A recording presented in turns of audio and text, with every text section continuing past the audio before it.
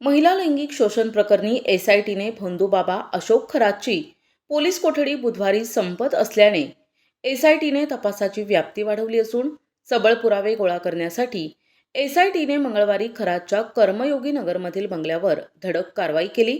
एसआयटीने सायंकाळच्या सुमारास बंगल्याच्या भिंतींवरून उड्या घेत खरातचा मुलगा हर्षवर्धन याला ताब्यात घेतलं। घरातील आणखीन सदस्यांची चौकशी करता खरातची पत्नी कल्पना हिचा मागमूस मिळेना। साहजिकच पथकाची संशयाची सुई आणखीनच बळावली। तेव्हा हर्षवर्धन खरात याची चौकशी केली असता त्याने कल्पना खरात घरात नसल्याचं सांगितले। किंबहुना एकूणच पथकाची तपासाची दिशा पाहता कल्पना खरात हिने दुपारीच घरातून पोबारा केल्याचं स्पष्ट झाले।